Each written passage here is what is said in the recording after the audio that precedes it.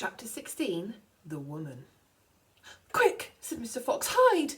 He and Badger and the smallest fox jumped up onto a shelf and crouched behind a row of big cider jars. Peering around the jars, they saw a huge woman coming down into the cellar.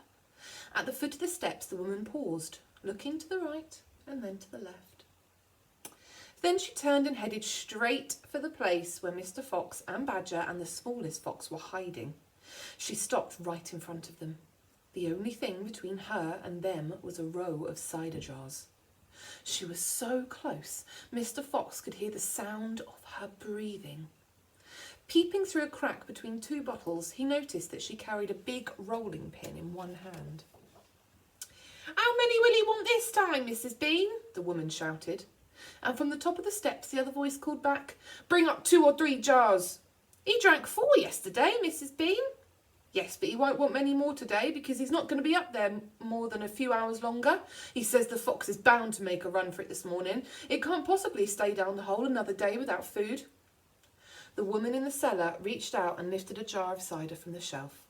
The jar she took was next but one to the jar behind which Mr. Fox was crouching.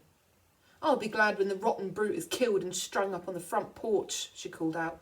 "And by the way, Mrs. Bean, your husband said I could have the tail as a souvenir." "The tail's been all shot to pieces," said the voice from upstairs. "Didn't you know that?" "You mean it's ruined?" "Of course it's ruined. They shot the tail at Mr. Fox." "Ah," said the big woman, "I did so want that tail." "You can have the head instead, Mabel. You can get it stuffed and hang it on your bedroom wall. Now hurry up with that cider." "Yes, ma'am, I'm coming," said the big woman, and she took a second jar from the shelf. "If she takes one more, she'll see us," thought Mr. Fox.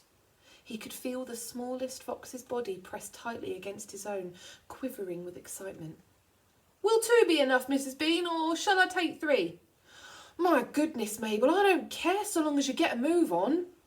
"Then 2 it is," said the huge woman, speaking to herself now. "He drinks too much anyway." Carrying a jar in each hand with the rolling pin tucked under one arm, she walked away across the cellar. At the foot of the steps, she paused and looked around, sniffing the air.